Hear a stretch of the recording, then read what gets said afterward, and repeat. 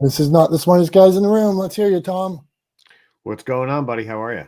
You know what's weird is I feel like I can't hear myself, which is probably good. I just how are you doing today? Not the smartest guys in the room. We got Dr. Tachi. We got Madison in the house. We're talking about user-centric media. Tom, I wanted to tell you a little win for me. I got an email to set up on my phone that I've been trying to set up for like 2 years. You know, like everybody's like, you should have like Dominic at Motivation Champs. I bought this thing like 2 years ago and I couldn't get it to my phone. And now all of a sudden it's on my phone. I feel liberated. I'm a new level of professionalism as of now. Okay. Not the guys in the room. Welcome. Oh, how you doing today? What's up, Tom? Did you say not the smartest guys in the room somewhere in there? I did. Right after I was telling you it took me 2 years to get an email to my phone. Yeah, your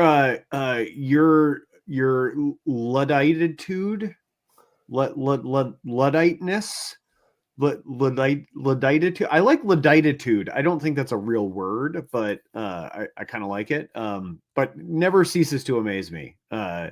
Like, 2 years to get an email on your phone. Why is there so many codes? It's like SPPPP in, SPPP out. What the hell is that? I got an email address. Can I just get it on my phone? Why do I need 9 codes going 10 different ways? Just let me look at emails and send emails from my phone. That's it. Just work. Why won't you just work? It's annoying. Hey, Tom, you want to say something exciting about us going to Indie Media with Dr. Tachi Media Scale? We're coming, man. We're coming soon. We are. I just sent another. Oh, we got a heart from Dr. Tachi. That's always encouraging. I just sent another or an email to Dr. Tachi this morning, just to touch base, figure out some best practices, see how we can streamline the process and make sure we get her everything that she needs the way she needs it. But the plan is to have, we've got a huge backlog of Not the Smartest Guys in the Room episodes because it took us forever to settle on a logo, and then for me to build the intro and the outro for the show. So now that we've finally done that, we can start delivering episodes to Dr. Tachi. We can start getting them up with Mediascope. I'm excited for that. I'm excited to reach another audience, to see if we can bring more people into the community, expand the community, and provide, more value. I think that's the whole idea. The whole reason why we do this is try to spur conversation, not just for our own benefit or our own edification, but really to help other people, by having those conversations, by participating in those conversations, and by getting a lot of smart people together to provide solutions for problems that, we face as business owners, as entrepreneurs, and as people trying to navigate this sort of ever-changing media environment that we live in. So yeah, I'm super excited for it. I know you are too. Dr. Tachi threw a heart on there. So she's given us some graphical representation that she is also excited about. I'm sure she can tell us more. But yeah, that's the scoop. That's the latest, I suppose, on that front, Tom. All right. Well, let's talk. Since today's subject was Tom, it was high level. So I've got media wars, user-centric media, site maps. So why don't you enter that and then segue to Dr. Tachi as well?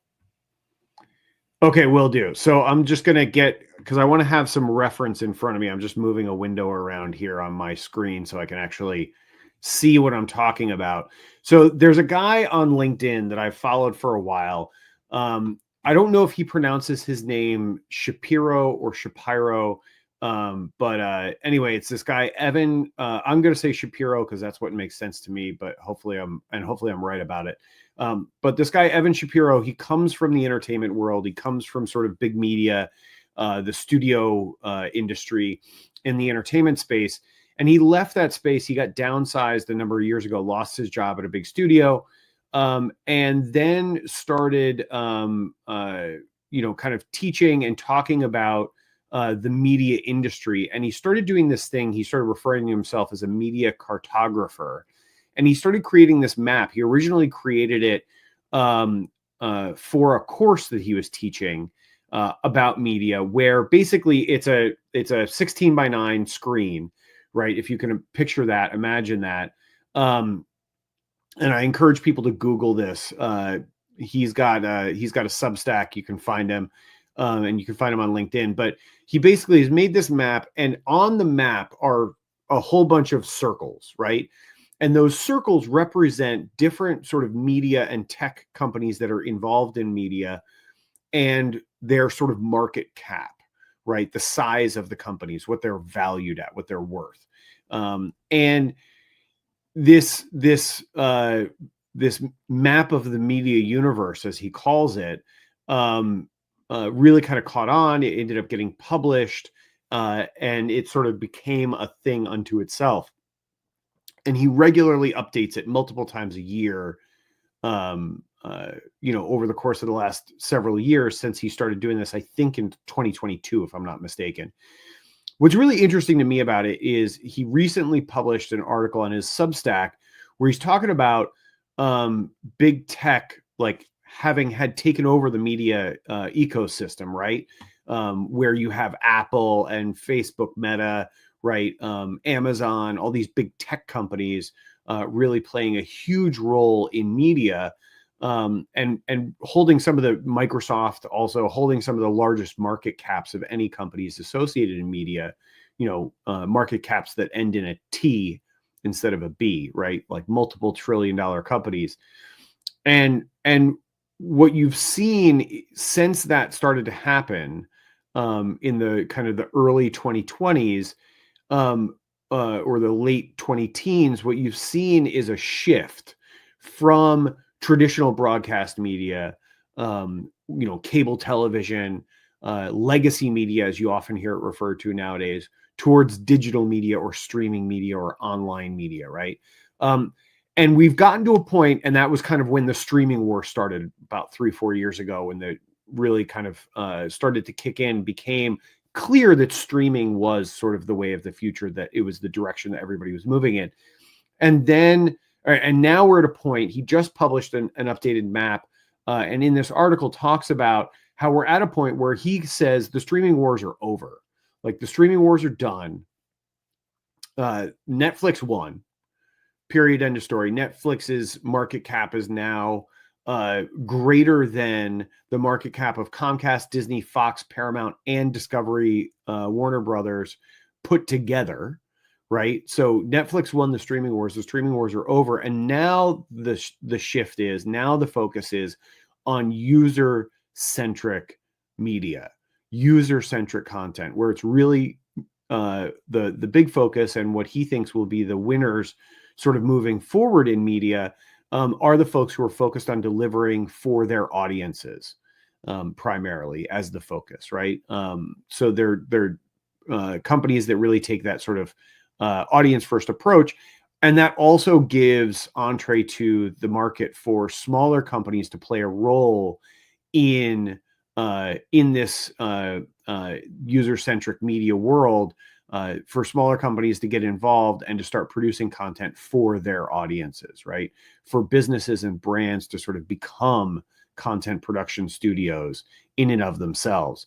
So it's really interesting. And I think, my big takeaway from this is, as I was telling you earlier, Dom, before we got on, when we were chatting a little bit, before we started the show, in my professional life, I started working in television almost 25 years ago. So in 2001, I started working in television. It'd be 24 years next month since I started working in the entertainment industry and media. And in that time, in those 24 years, media has gone from cable television, right, being the sort of the be all end all dominating force in media, to now reaching the end of the streaming wars and looking forward and recognizing that what's going to dominate going forward is a combination of tech that's out there right now, media and streaming platforms that exist today, but also tech that we haven't invented yet, that hasn't been created to fill the need or the void that's going to be left by legacy media, by broadcast cable, as it continues to shrink in its market share. I mean, ultimately, I don't see a future for it. I said 10 years ago that I think cable companies ultimately were going to become internet service providers, period, end of story. They were going to get out of the broadcast game, right? They were going to get out of the content creation game,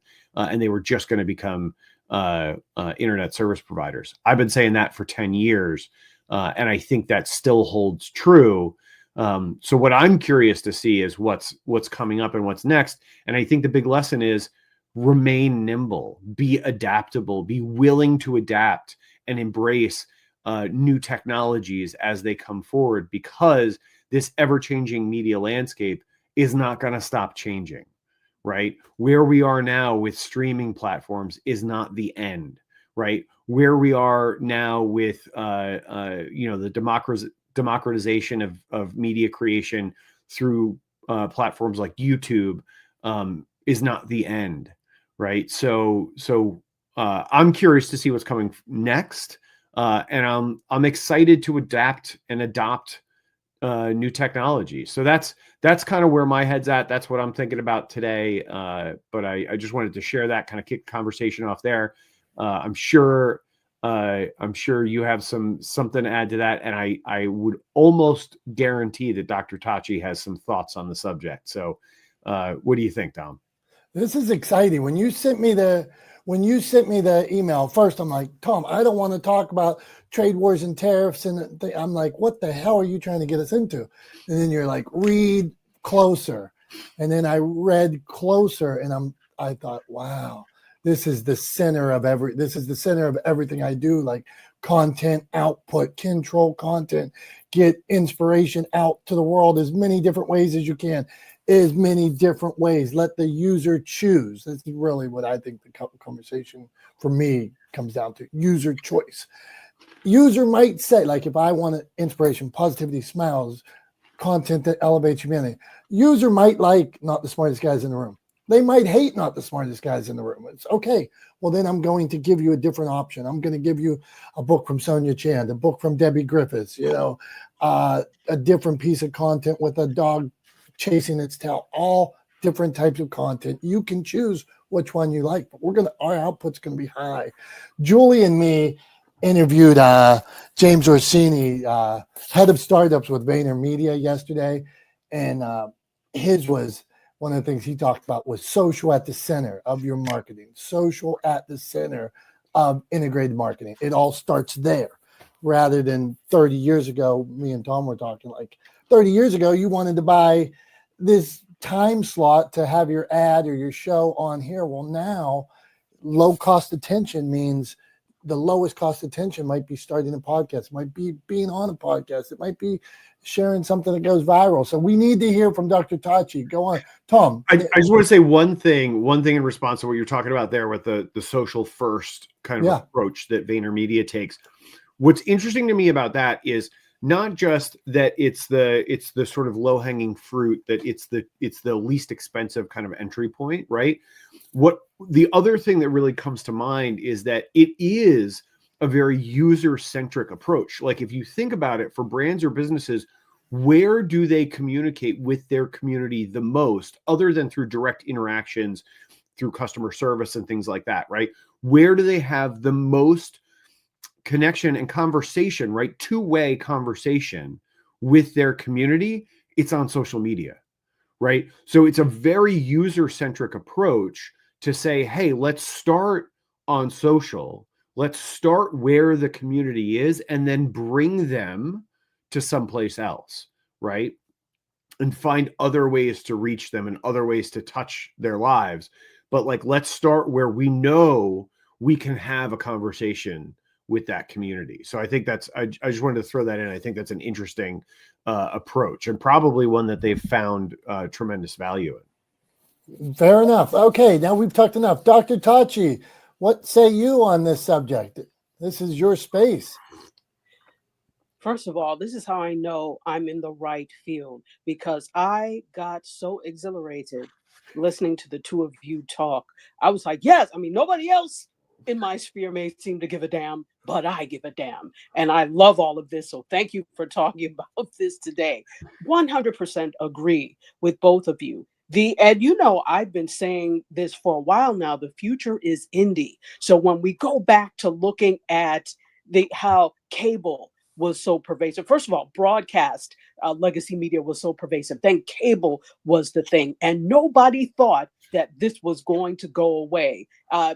Certainly not them, and they've been trying very hard for it not to go away. But it's inevitable as the audience gets smarter in terms of, I have a choice, and it doesn't have to be you.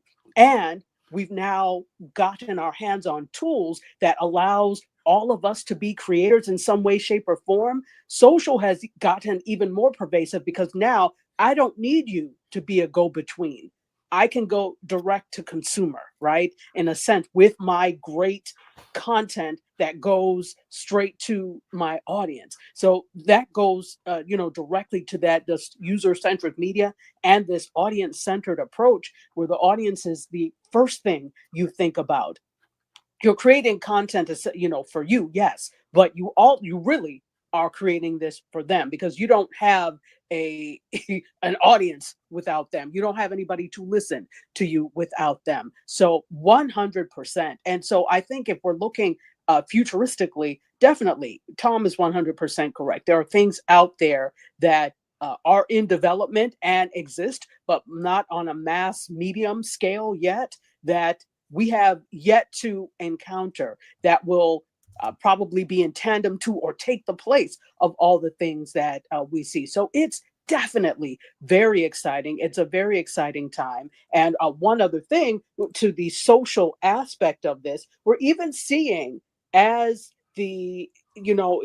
not to talk about politics, but we can't ignore the fact that it's having a significant effect on all industries, and media included. I would say particularly media. And so as we see the jumping ship of some people, personalities, journalists that have been at certain outlets, and now because of the changing tide, they've either been forced out or they've left on their own. You see that they're looking to places like YouTube. They're looking to increase their social. And the good thing is that they already have a following because they built a community. But now this community is even more special. For example, Don Lemon, who was a former CNN anchor and air personality, he last year started his channel on YouTube, and he has the Don Lemon Show, where he comes out about 3 times a day. Well, in just 1 year, he's managed to grow to 670,000 subscribers. He has a thriving community. They're very vocal when you look at it. They're very participatory. He's even formed a panel of viewers that will come on periodically. If you want to be involved with it, you can come on and give your take on the stories. So now it's an even better relationship, because you don't have CNN between him and his viewers, and it's only going to grow. And I see that happening more for people. So that's what I think. Not sure if my scattered thoughts were any good, but there you go. No, I think that was great, Dr. Tachi. Thank you so much for sharing all that. I think your example of Don Lemon is really apropos, because that bringing in the community. I think one of the things that he's really been able to do and embrace, because he's now on his own platform. He's the one driving the bus. He doesn't have to deal with sort of senior leadership at an organization like CNN anymore. Is he can really just follow his values, right? And that's the thing that I see whenever I see clips, from his interviews. He does a lot of on the street stuff, right? Like when I see clips of those published, like really what he's doing is he's following his values, and he's having conversations with people, and he's not restrained by an overinflated sense of false equivalency that we see a lot in sort of legacy news media in particular, where they feel like, they have to create this sort of false equivocation between two different positions, even if one position is crazy. They have to say, like, well, on one hand we have this, and on the other hand we have that, and it makes it sound like they're two equal but opposite sides of a coin, when they're clearly not, right? And I don't feel like he doesn't feel constrained by that anymore. And so it's really interesting to watch what he's doing. And obviously there's an appetite for it. I mean, like you said, growing to over 600,000 subscribers in less than a year is insane. I mean, obviously he had some name recognition to begin with because he had been on CNN, and because him leaving CNN got a bunch of publicity as well. But like, it's one of those things, like he's got, his ability to build that following is I think a clear reflection of what he's delivering, and the fact that he is delivering for his community, for his audience, that he is delivering what they want, right? And he's listening to them, like literally, by bringing them in and involving them in the conversation. So I think that's a great example. Thank you for sharing it. So we're going to move on now to Madison. Madison, I'm curious to hear your thoughts, from a different perspective. Obviously, not to date myself and Dom, but from a younger perspective than he or I can bring to bear. Easy. Hey, I just said younger. Said younger. Okay. I danced it around. I danced around it a little bit. But curious to hear from a younger perspective, Madison, what you think about creating user-centric media, and like how you see it working for you or your business or your brand or who you work with going forward. Yeah, I think the conversation so far has sort of answered some questions for me, and just like the whole conversation about diversifying the content that you put out is really important. Because as the rise of like podcasts have become so popular in the past couple of years, and that was always confusing to me, because I'm like, wait, this is like a radio show. Like as technology becomes more interactive, like podcasts are arguably like not as interactive. And so I was always curious, what's that about? But it is about, being able to select the content that you're consuming as a consumer. And so I think that that's really important to remember as I'm growing my business and my brand and stuff, to create content for, the people who will be consuming it, and diversifying the things that I put out into the world. I think that's going to be, important to remember. I got a thought on this from, as Madison brings up podcasts specifically. So we used to want to get on that radio dial, there's these 200 stations or whatever. Then all of a sudden satellite radio comes and they have 1,000 stations. And then podcast comes and there's 10,000. So the more choices, it's so evident that I'm giving people more options, more ways to listen, more choices. It almost works every time. So it's interesting you bring that up like that. All right, let's go. Let's keep rolling this. This is a good conversation. Tom, you did a good job. So Jason, okay, what do we got here? We're talking user-centric media. Jason, if you want to jump on about a podcast you're listening to, why you choose that, what is it that you choose to watch and why? Listen to. Give me 1 second. Go on. We'll come back to Jason in a minute. Tom, we got comments here. Dr. Tachi says, hello all. My friend Marquis says, Dom, you are certainly the smartest guy in the room. Yeah, look at that. I got, which we never try to be. I said on a post the other day. I can come back. No, I'll give me 1 second. I said the other day on a post that we bring experts and panelists and we discuss. Somebody said there are no experts. That was it was like it was a Newsbreak article. I shared something about not the smartest guys in a Newsbreak article. And the one comment was, there are no experts. And I was, come on, man. That's what you want to bring me down about? No. That's a weird hill to die on. I'm sorry. Right. Like, I think there's a lot of overinflated experts running around, like, and people trying to claim expertise in areas where they're not really experts. But like, I mean, I think there are experts. Like, you would think. He says there are no experts. Okay, so Tom, before we get to Jason, we are going to do a Tom Stums today. Yeah, right off the bat, Tom Stums. This comes to me. This Tom Stum is sponsored by my lovely wife Liz, because we were talking about what I'll ask her, and she's like, she's in finance, and she's like, sometimes she's like, I'm not creative, so and she'll won't have an answer. But today she had an answer, and I'm like, that's a good one. Liz, you are getting creative. So Tom Stums. Tom, what do you think about Blue Origin and commercial space travel?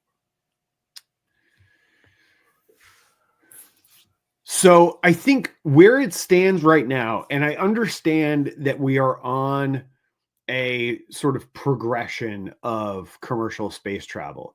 I think overall commercial space travel as a thing gets a thumbs up. And here's why.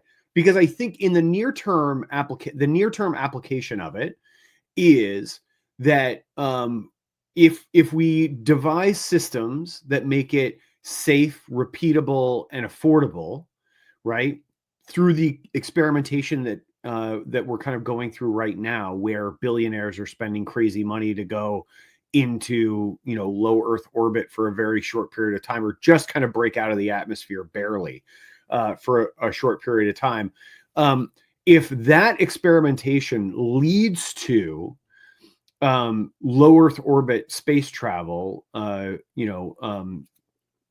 of intercontinental travel like that, then I think that's a really good thing. That I think it could, if we can make it sort of efficient and affordable, then I think it could be really good for us as people, because it could shrink the Earth even further than it has, right? I mean, if you look back, 400 years ago, right, the Earth, it took months to go from, from continent to continent across the ocean, right?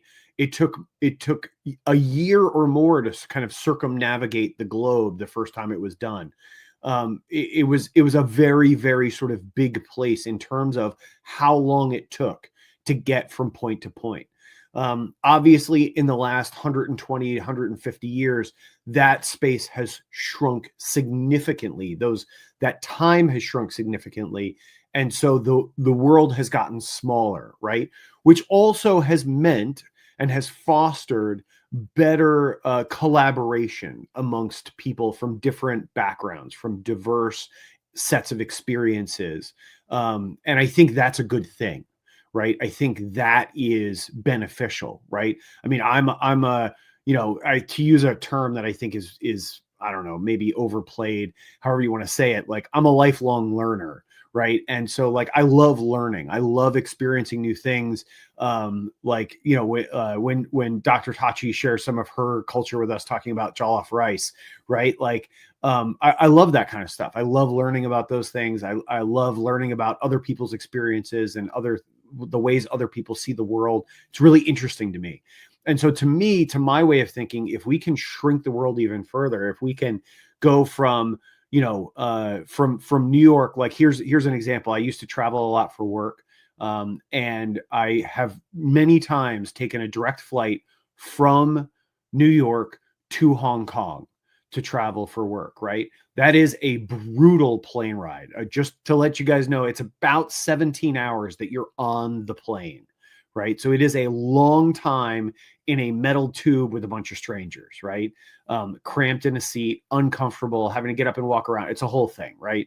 It's not the best. If we could shrink that to just a couple of hours, right? I mean, imagine the world of possibility that opens up. If it's affordable and it's short, it's like going from New York to Boston, right? Like in a car or driving, right? Which is about 3 hours for those who aren't from around where I live, right? Or like Pittsburgh to New York, right? Or Pittsburgh to Philadelphia, right? Like, I mean, if we could get around the world in the amount of time that it takes us to go from city to city without even maybe leaving one state now.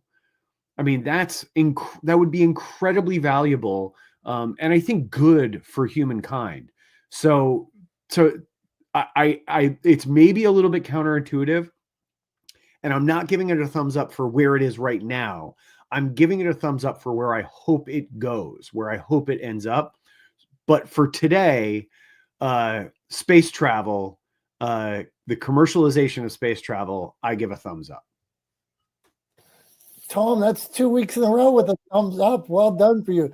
But I do think that you kind of threw it under the bus with low Earth orbit. What did he say? I mean, that's what they're doing. Like they're not going like into deep space. They're barely breaking out of the atmosphere. That I agree with. I would have given a thumbs down just because I don't believe they're in space, but it's not my segment. Okay, not the smartest guys in the room. User-centric comment.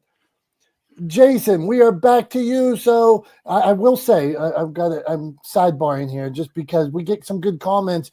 Eric said I should have asked you about the dire wolves and the ice age. That would have been better. Dave Campbell says, I thought commercial space travel was referring to camping out at Walmart. So we got some good comments here today.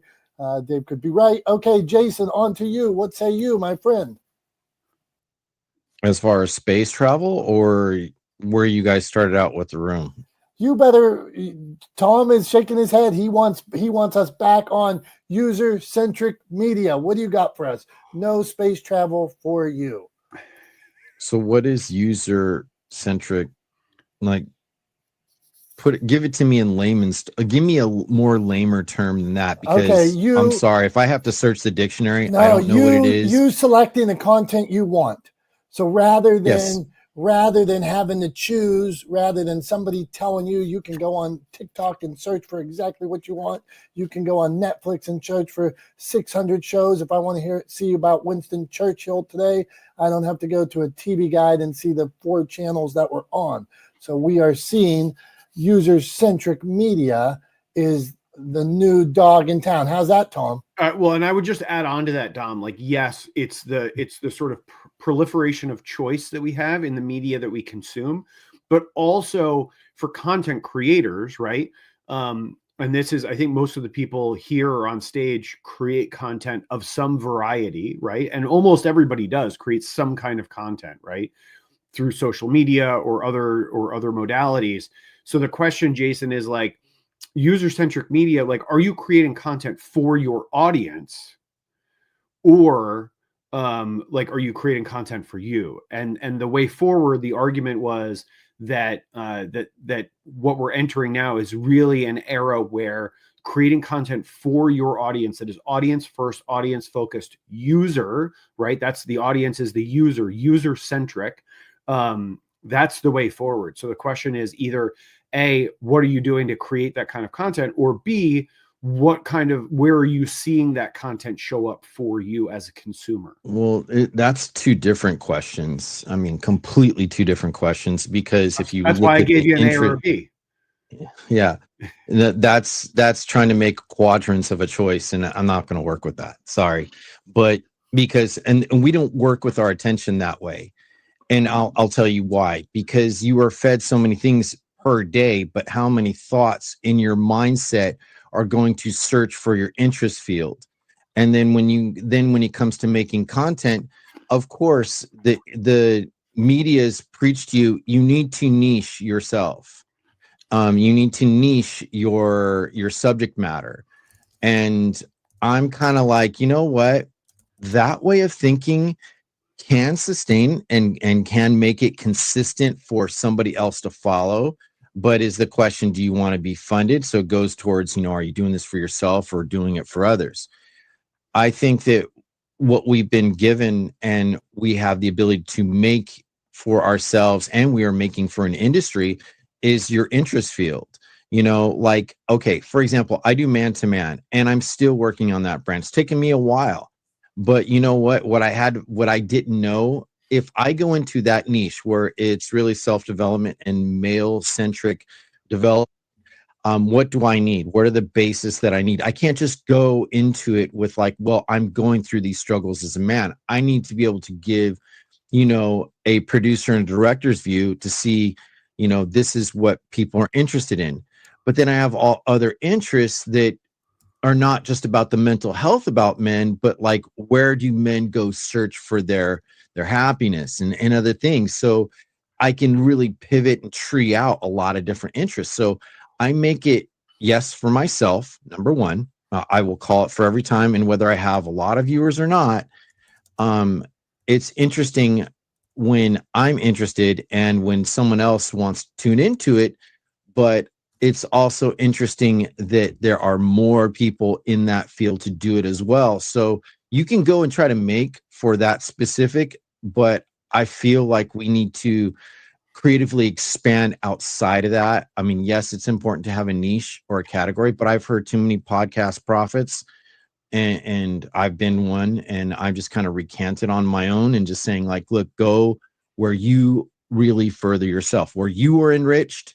More than likely somebody else is going to be enriched, but you got to figure out the deliberation of it, the delivery, where you deliver it to, how you deliver it. There's so many things that will confuse somebody at the long run. But for user-centric, I just think that I don't want to be pigeonholed. And I know a lot of other people, and some people will say, well, that's the difference between you making money in a niche. And I'm like, well, if you're looking at the biggest examples out there, can you tell me that Joe Rogan is specifically niche interest? No, he has scientists, politicians, actors. He has theologists. He has so many different people. He is not niched. Now, he's like one of the golden standards. So he's showing to be different, but he knows how to encourage an interest field where maybe the masses aren't talking. And if you're always trying to make towards what the masses are making, that's where you fail the most. You fail because you are not willing to risk. I think with making media and content, understand risk and failure come every single day. So that's our Jason, man, appreciate you. And one thing I got out of that is where you are enriched, you tend to go, and it's a good place to be. So whether that's you talking about fatherhood sometimes, or if me and Tom want to talk about dire wolves and space travel and these, I'm looking on this computer, media maps. Okay, well, that's what we're going to talk about, right? And hopefully some other people, like when we started talking about it today, Dr. Tachi was like, yes, right, Dr. Tachi, you're down with media maps. And so you hope other people are down with that as well. So go on, Tom, and then we got our friend Julie and Eric.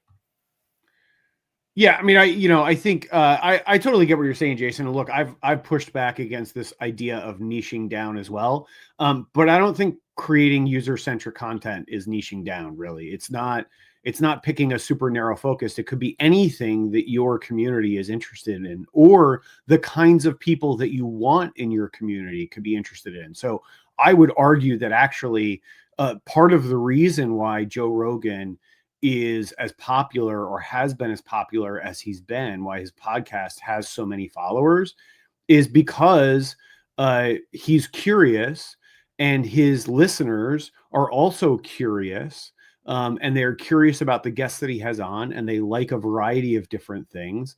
And so they appreciate that he brings those people on. So I would argue that, and if you've seen the way his podcast has evolved over time, right, they very much have responded to the kinds of content that have brought in more viewers and the kinds of content that have turned off viewers. And it's changed over time in the same way that this show has changed over time, right? That's sort of a natural process, but it's good to do because it means that you're actually paying attention. You're actually listening to what people are responding to, and you're giving the folks what they want, and you're meeting them where they are. And I think that is user-centric. So I don't think it has to be niching down. And I totally get your pushback on that idea, because I've also railed against that myself. But yeah, I just wanted to throw that in.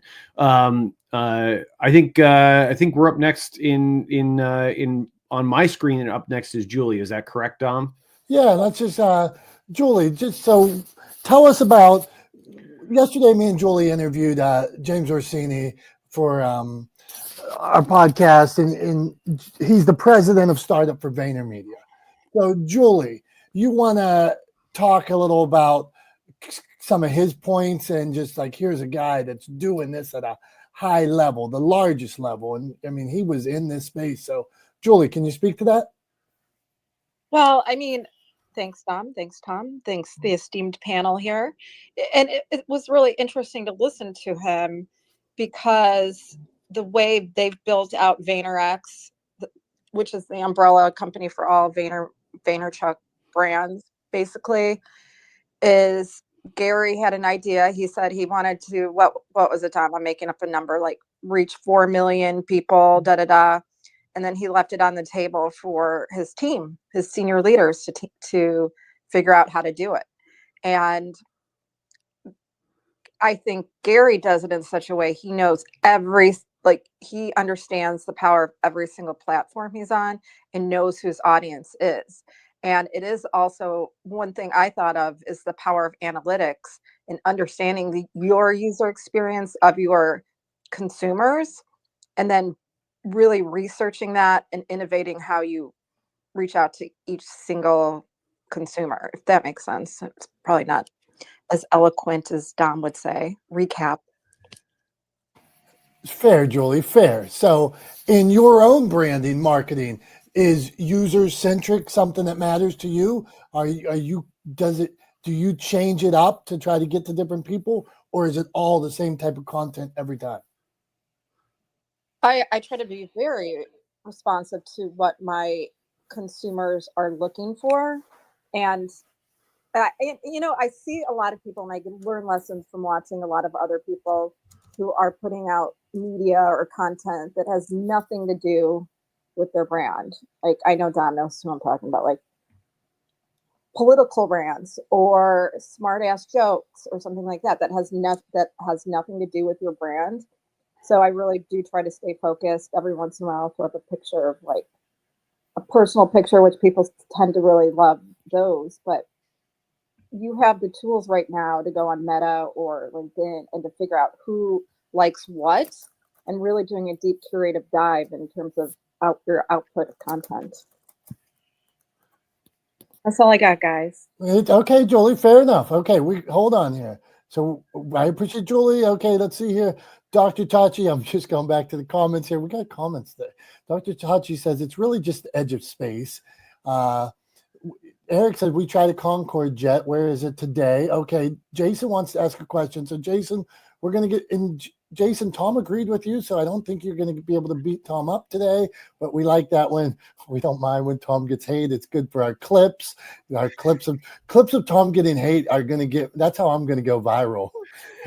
I break down this show, Tom getting hate. I share it on my YouTube page. So Jason. Actually, I agree with Tom more often, believe it or not. I mean, know you do. Go on. I think that we're both of the same cloth, but we have different design. My question is like, you guys just raised an important point about Vaynerchuk Media. What is Vaynerchuk Media? How did Gary Vaynerchuk really get his audience? I'll tell you who his audience is. It's the confused creator and the confused company that doesn't know their identity. And they flock to him so much. How many times have you seen a clip where somebody in their 20s just getting out of college, what do I do? How do I make my product stand out? I want to go down this entrepreneurial journey. And I never see him talk about anything that is significant outside of getting attention. When I first saw him years ago, he was basically telling me, you people don't know shit. You people do not know anything about how to keep attention or get attention. I'm going to show you how. And then there were all these makeups. So my question is like, do people really know what Vaynerchuk Media brand really is?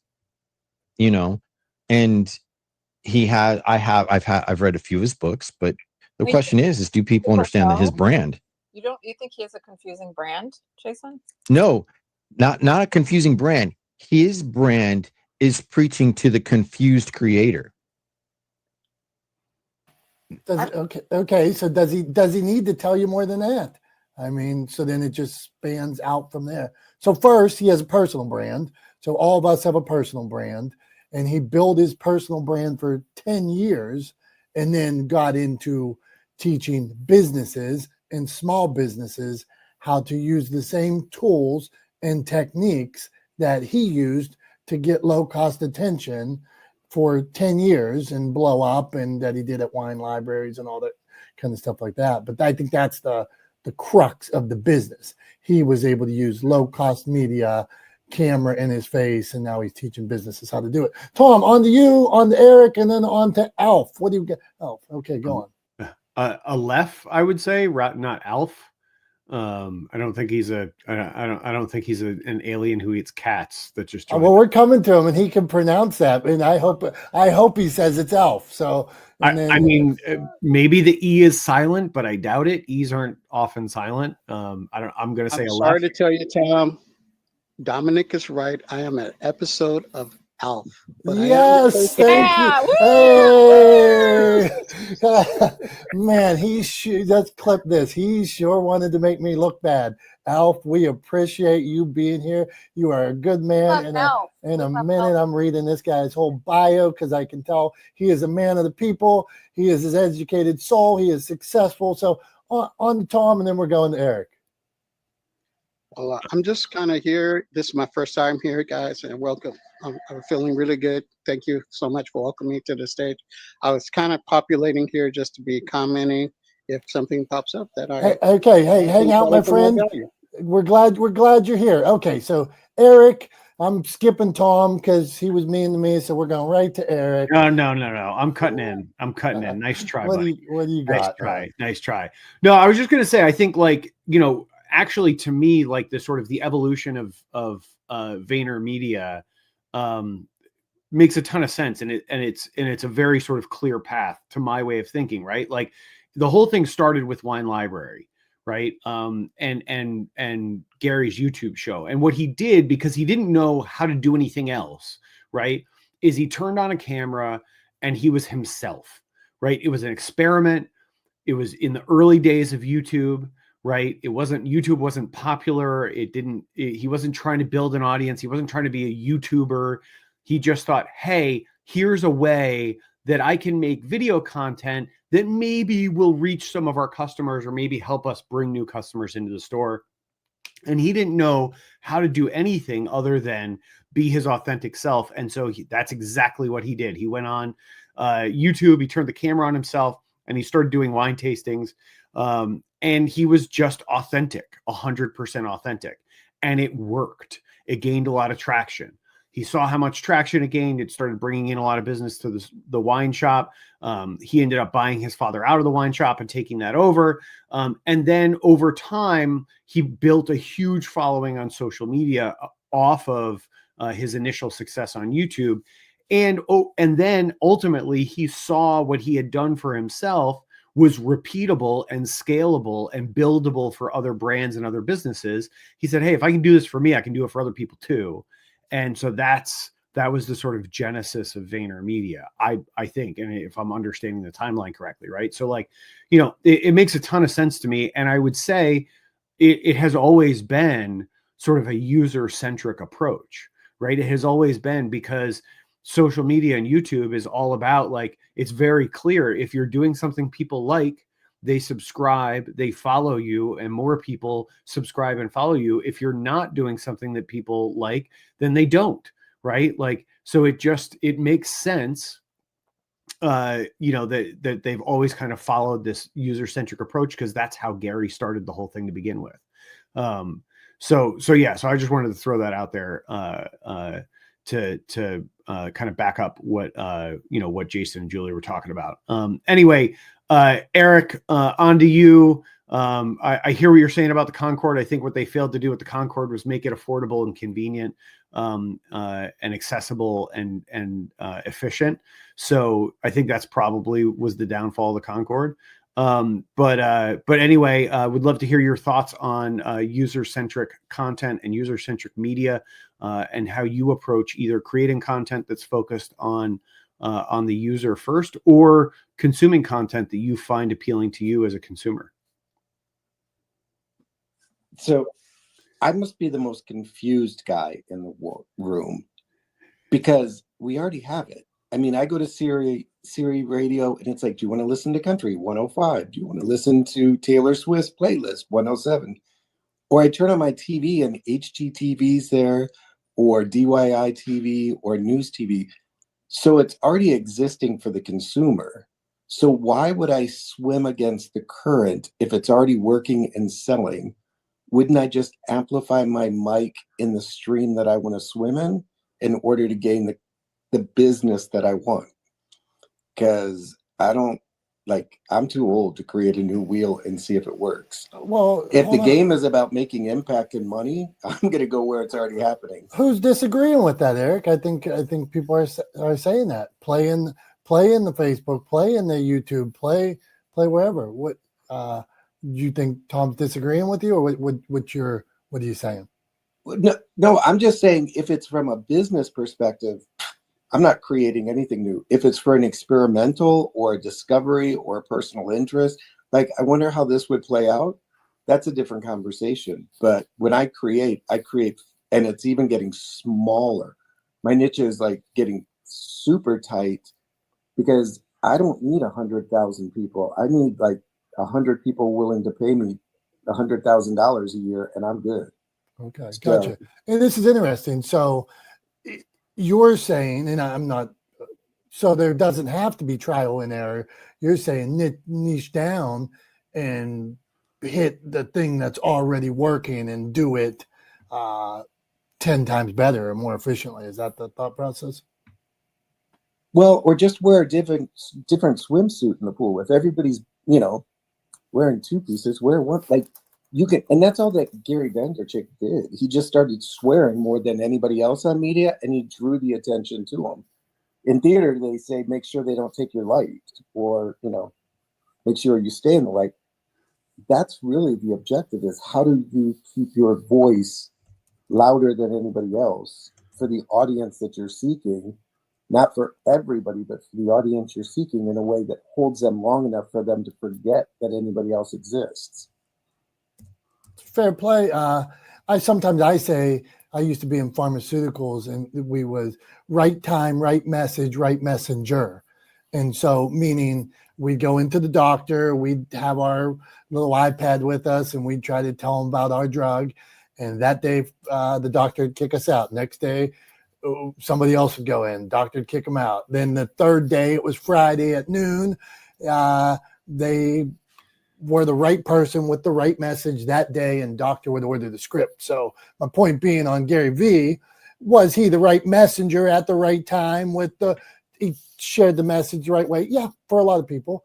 And then there's other people that could say, I'm turned off by that because there's too much swearing, where maybe Ed Millett's their guy, or somebody else doing something very similar, but without the language, or Mel Robbins. Go on, Eric. Like Mel Robbins female version of it that doesn't swear. Okay. So go on, Eric. So I've read, and I don't know what book he's up to, but I have 5 or 6 Gary books that I've read cover to cover, highlighted, taken notes. I will not listen to him on podcast or YouTube, because he writes differently than he speaks. And when I listen to him on YouTube or any kind of his live social media, I'm just like, I just cringe. But when I read him, I'm like, this guy's got some pretty smart ideas. So again, he's covered both bases, I guess. Yeah, that's interesting, because I'm a huge fan of Gary V. Love the videos, hate the books. I like, and here I got all these books. When I read it, I'm like, I feel like you already said this, and did he just cut and paste this? So yeah, I hear you. It's interesting. So here we are, 2 guys, 2 consumers that want his content. We like his content, but we just consume it different ways. So interesting. All right, not the smartest guys in the room.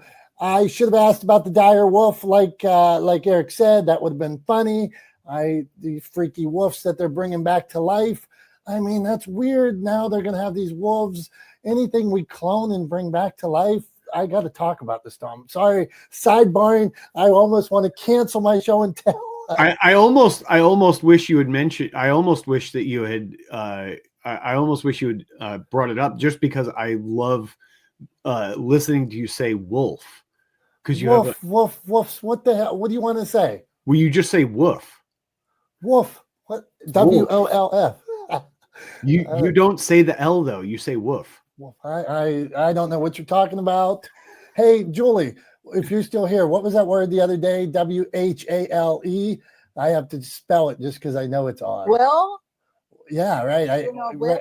I don't even want to say it because I think there might be something in my processing of the word or something that so I have maybe. Pittsburgh accent now, and just getting all the transcripts from all our recordings, and you call me Jolie, and Will. Well. See, Will. so well and woof. Whale. I don't know. Okay, moving on. Okay, Tom, the world's shortest show and tell today. Can we do it that quick?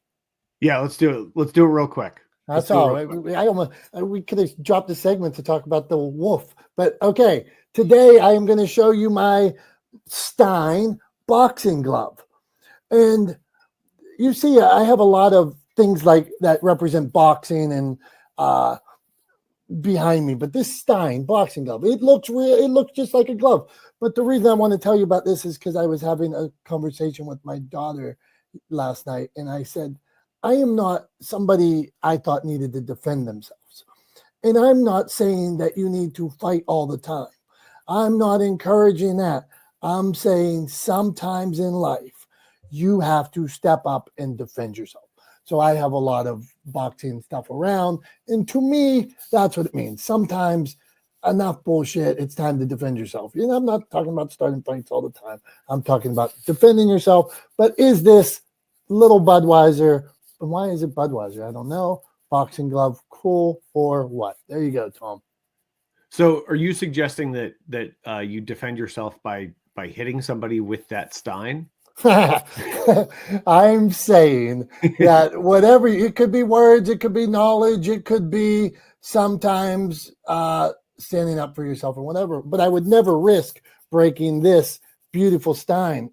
Hey, I just found inside of it, when I pulled it up, it was a contract from a few years back, a thank you note on it, but the date was 2022. So I hope I have did you the been work. looking for that? Yeah, hope I did that. I like it. I like it. I think my only thing with those, I think those are great pieces of memorabilia to like have on a shelf, right? They're great sort of display things. I love those things even more when they're actually really practical to use. And my guess is that drinking out of that is not a great experience, probably. So I like it. I like them less when they're like that, but I do appreciate it. I think like stuff like that looks better, like looks great sitting on a shelf. It's a cool piece. It's fun. You could break it out as a joke. I do kind of wish it wasn't Budweiser because not good beer. But yeah, otherwise, yeah, I think it's great. I think it's cool. It's a fun, definitely a fun piece of sort of kitsch to have on a shelf. So I like it. I like it. Good show and tell. Good show and tell. Thank you. I found an old check. I found a strange nail in there and a marker. So it held a lot of cool stuff as well, Tom. Okay, not the smartest guys in the room. We appreciate you all for being here. Alf was here. Jason was here. Debbie, April, Julie, Dr. Tachi. We had a lot of comments here today, Tom. Comments were blowing up. People are mad at you for not knowing how to correctly pronounce Alf's name. You tried to say it was some other way, which was incorrect. So, Tom, on that note, do you want to wrap us up with something positive? I took a guess, and it was twofold. It was one based on the fact that you tend to mispronounce names. So there's that. So I was going based on that assumption, and that the E was not silent, because usually E's are not silent. So, I was wrong. It's all right. It happens every once in a while. What are you going to do? Okay, as part of that misinformation, mispronouncing, I got it all wrong. I got it in reverse. Okay, the joke doesn't work anymore. Okay. There you go, Tom. Go on. Anyway, so I'll go ahead and wrap up real quick. We are coming up on the hour. So here we go. Appreciate you guys all for being here this week with us. But I just want to encourage everybody as we go forward, as the media landscape and the media world that we live in, as Jason correctly pointed out, we get thrown, stuff gets thrown at us kind of in a never-ending barrage of content. Just remember that in this media environment, it is increasingly more important that you do two things. One is you think about your audience always in everything that you do. And two is that you remain open and adaptable to new forms of media as they evolve going forward. It is the only way you will kind of survive through this barrage of change, this onslaught of change that we're living through. So I just want to remind everybody of those two things before we go. That's all I got for today for the wrap up. Thank you all for being here once again. For Dom, I'm Tom. We are not the smartest guys in the room. We appreciate you guys. We love you guys. You guys are the reason why we do this.